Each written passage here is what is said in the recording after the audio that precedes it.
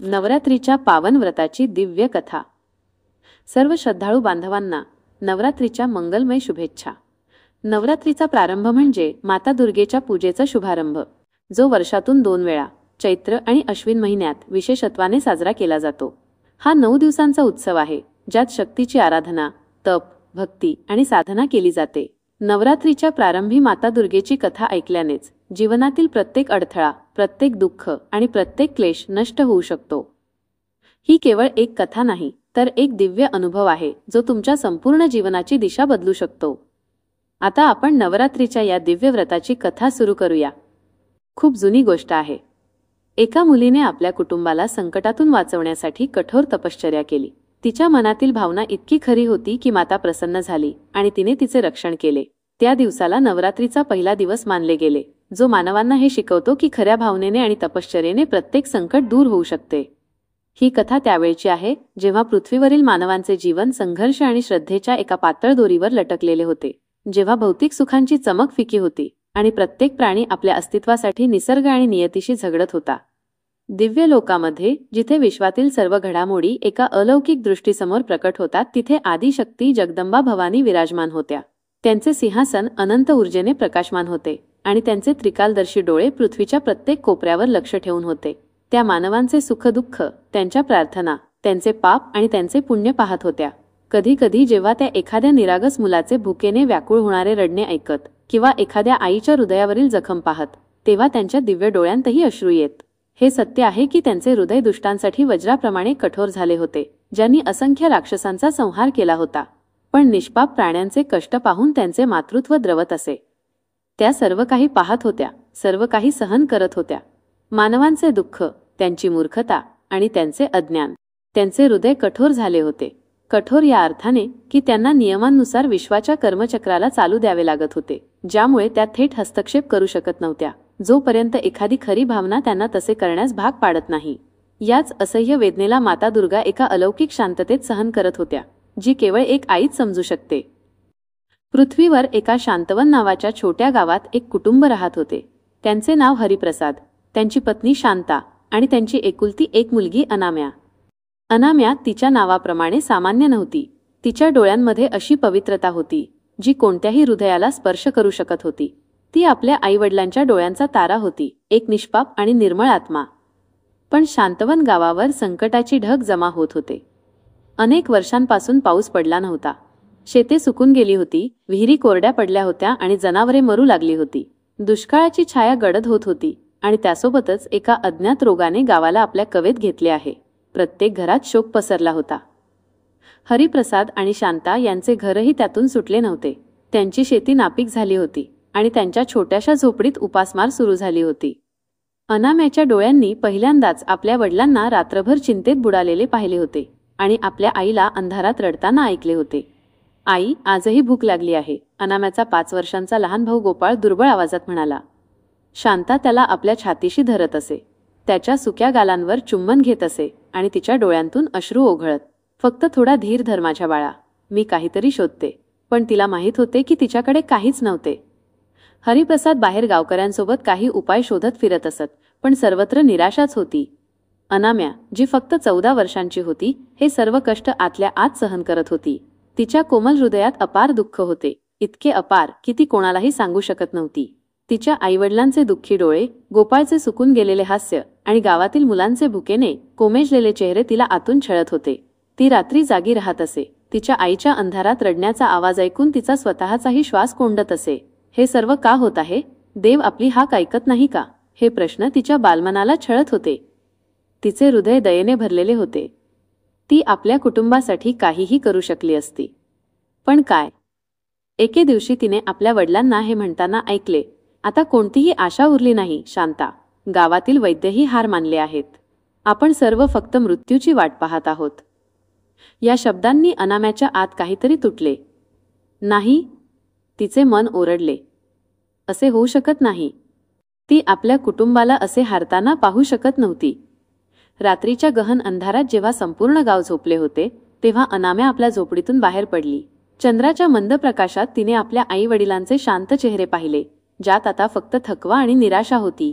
गोपाळ आपल्या छोट्याशा अंथरुणावर कुडकुडत झोपला होता, त्याचे पोट भुकेने आत गेले होते. अनाम्याच्या हृदयात अपार दुःखाचा ज्वार उसळला. तिच्या डोळ्यांतून अविरत अश्रूंची धार वाहू लागली. मी यांना असे सोडू शकत नाही. मी काहीतरी करीन. तिला आठवले, तिची आजी तिला नेहमी देवांच्या गोष्टी सांगत असे. कसे भक्त आपल्या खऱ्या श्रद्धेने आणि तपश्चर्येने देवांना प्रसन्न करतात आणि अशक्य गोष्टी शक्य करतात. एक कथा होती डोंगरांमध्ये लपलेल्या एका प्राचीन देवीच्या मंदिराची, जिथे म्हटले जाते की आदिशक्ती स्वतः वास करते. तिथे जाऊन जो खऱ्या हृदयाने हाक मारतो त्याची प्रत्येक इच्छा पूर्ण होते, असे आजी म्हणायची. हा विचार तिच्या मनात विजेसारखा चमकला. तपश्चर्या, मला तपश्चर्या करावी लागेल. एका लहान मुलीसाठी हा एक धोकादायक आणि अकल्पनीय निर्णय होता, पण तिच्या हृदयात कुटुंबाबद्दलचे प्रेम इतके तीव्र होते की तिने प्रत्येक भीतीला चिरडले. दुसऱ्या दिवशी सकाळी तिने कोणालाही न सांगता काही सुकी पाने आणि मातीचे मडके घेऊन घर सोडले.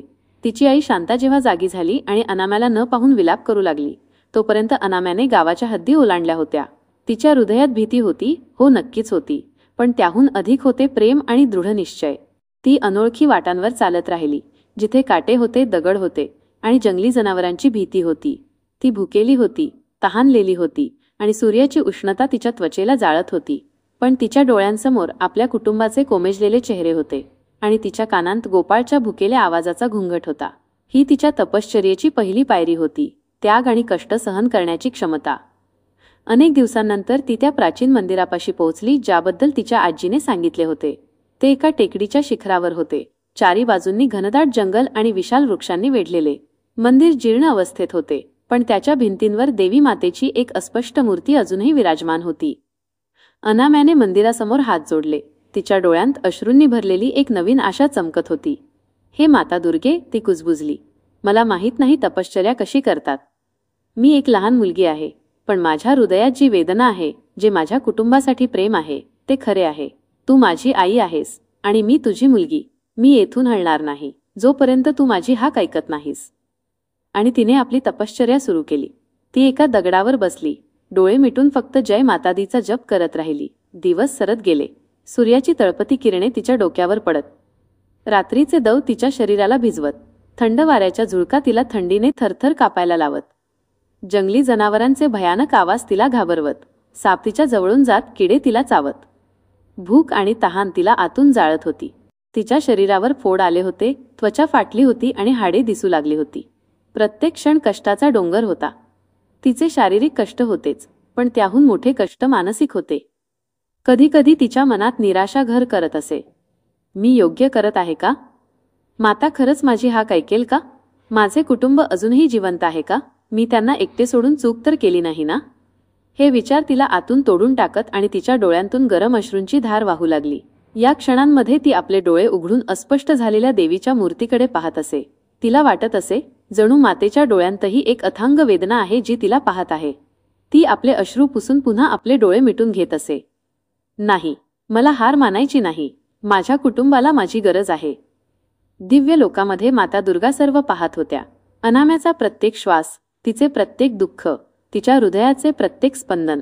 मातेच्या कठोर हृदयातही या मुलीसाठी असीम दया उमटत होती. जेव्हा अनाम्या भुकेने व्याकुळ होई तेव्हा मातेच्या ओठांवर एक अदृश्य कंप होत असे. जेव्हा तहाने तिचा कंठ सुके तेव्हा मातेच्या डोळ्यांत पाणी येत असे. त्या आपल्या दिव्य शक्तीने तिला कधी कधी सांत्वना देत.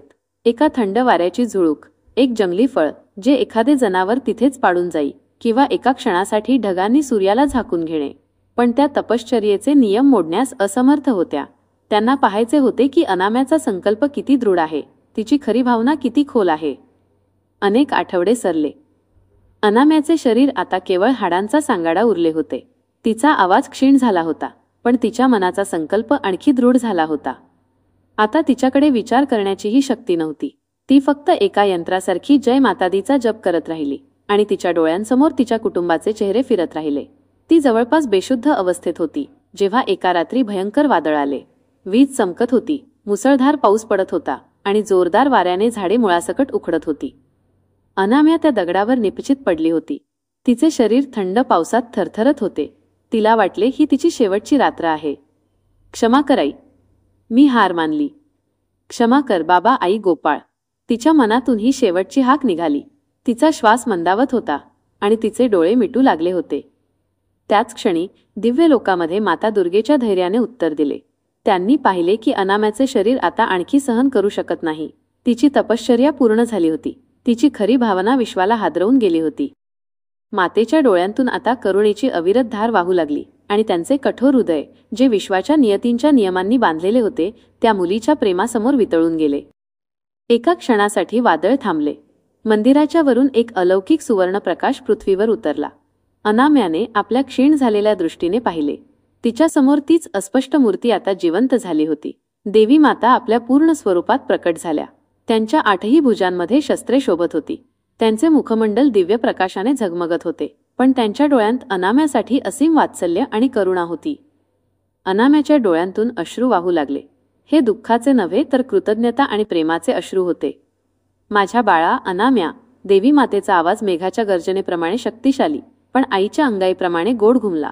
तुझ्या खऱ्या भावनेने आणि तुझ्या कठोर तपश्चर्येने विश्वाच्या प्रत्येक नियमाला वाकवले आहे. तू तुझ्या कुटुंबासाठी जे कष्ट सहन केलेस ते कोणत्याही तपस्वीसाठी प्रेरणा आहे. तुझ्या हृदयाचे प्रेम आणि त्याग अद्वितीय आहे. मी तुझ्या तपश्चर्येने अत्यंत प्रसन्न आहे. अनाम्याने काहीतरी बोलण्याचा प्रयत्न केला, पण तिचा आवाज बाहेर आला नाही. तिने फक्त हात जोडले. माता हसल्या. उठ माझ्या मुली, तुझी तपश्चर्या सफल झाली. आजपासून तुझ्या गावात पाऊस पडेल, रोग दूर होतील आणि सर्व संकटे समाप्त होतील. तुझे कुटुंब सुरक्षित आहे आणि आता कधीही दुःखाच्या छायेखाली राहणार नाही. एका दिव्य ऊर्जेने अनाम्याच्या शरीरात प्रवेश केला. क्षणार्धात तिचे सर्व घाव भरले. तिचे शरीर निरोगी आणि पुष्ट झाले आणि तिच्या डोळ्यांत नवीन चमक आली. ती उठून उभी राहिली आणि देवी मातेच्या चरणांवर पडली. हे आई, हे सर्व तुमची कृपा आहे, तिने गलबललेल्या आवाजात म्हटले. मातेने तिला उठवले. हे तुझ्या तपश्चर्येचे फळ आहे मुली. आजपासून मानवाला हे आठवण करून देण्यासाठी की खऱ्या भावनेने आणि तपश्चर्येने प्रत्येक संकट दूर होऊ शकते. या दिवसाला नवरात्रीचा पहिला दिवस मानले जाईल. 9 दिवस जो कोणी खऱ्या हृदयाने माझी आराधना करेल त्याला अनाम्याच्या तपश्चर्येची आठवण होईल आणि मी त्याचे रक्षण करीन. माता दुर्गे पुढे म्हणाल्या. त्यांच्या आवाजात इशारा आणि शिक्षण दोन्हीचा संगम होता. मानवांनी हे समजून घेतले पाहिजे की केवळ कर्मकांड किंवा दिखावा पुरेसा नाही. मला भौतिक गोष्टी नव्हे तर हृदयाची खरी भावना हवी आहे. जोपर्यंत तुमचे हृदय इतरांच्या दुःखांनी द्रवत नाही, जोपर्यंत तुम्ही निस्वार्थ भावनेने त्याग करत नाही, तोपर्यंत माझी कृपा पूर्णपणे प्राप्त होऊ शकत नाही. अनाम्याची तपश्चर्या हे शिकवते की प्रेम, त्याग आणि अटूट विश्वास हीच सर्वात मोठी शक्ती आहे. हा एक इशाराही आहे.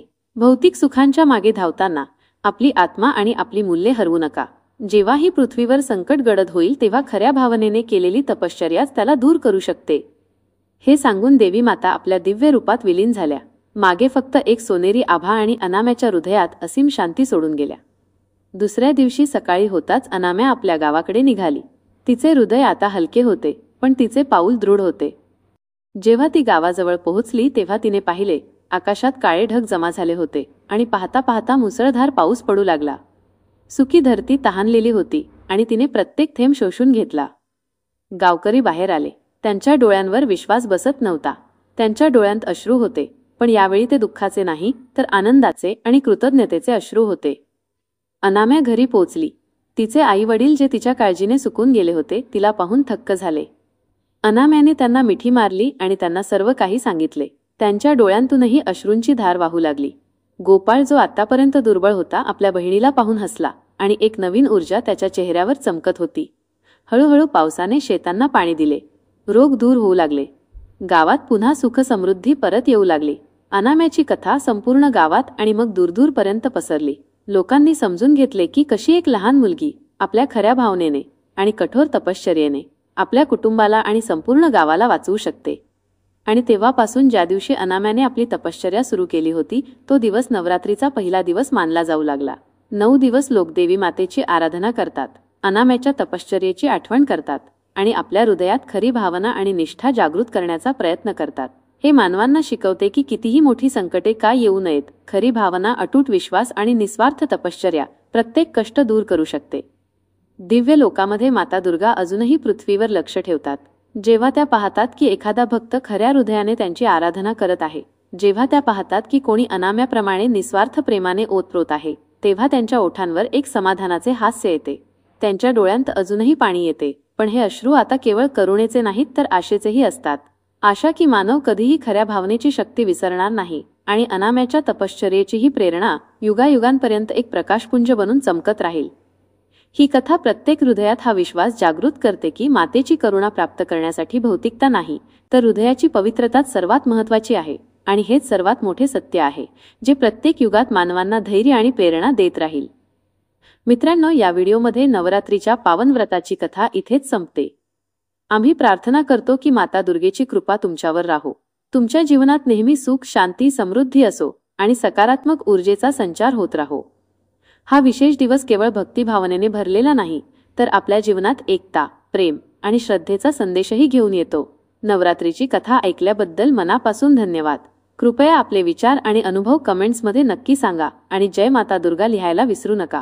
तुमच्या कमेंट्स केवळ तुम्हालाच प्रेरित करणार नाहीत, तर इतर दर्शकांसाठीही भक्ती आणि श्रद्धेचा स्रोत बनतील. जय माता दुर्गा.